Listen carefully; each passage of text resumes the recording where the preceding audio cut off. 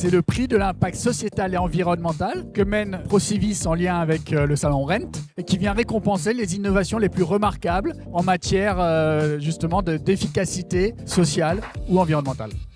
Alors il y avait 50 candidats, on en a sélectionné 22 d'abord, ensuite on en a fait venir pitcher 9 à l'oral et 2 ce soir étaient en finale et ont été sélectionnés par un jury composé finalement du public. Félicitations à Coquelicot.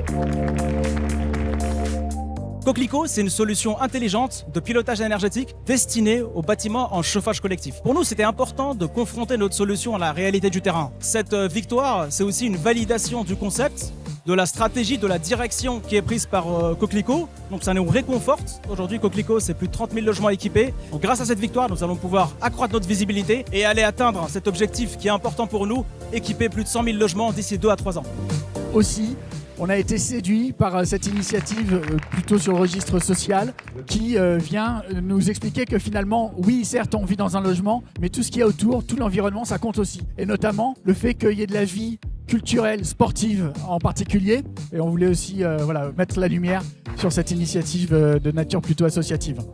L'objectif de ce label 1% pour le sport, c'est qu'il soit reconnu par les élus, mais aussi par les promoteurs. Ça ne coûte pas d'argent aux promoteurs. Le promoteur va organiser une collecte défiscalisée. C'est une façon de financer le sport dans ses plus fines capillarités. Le modèle est complètement éprouvé et donc pour nous, pour amplifier le développement de ce label, il est important d'avoir des prix comme aujourd'hui et on remercie le Salon et Procivis pour nous accompagner dans le déploiement de ce projet. Certes, on peut toujours demander au pouvoir public de nous aider à sortir de la crise. Peut-être le pourront-ils un peu. Moi, je pense qu'il faut qu'on mise sur nos propres forces et notamment sur la capacité d'innovation de ce secteur. Et c'est absolument indispensable qu'on vienne puiser, s'inspirer de ces pratiques-là pour faire évoluer nos métiers et aller dans le sens de la performance à la fois économique, sociétale et environnementale.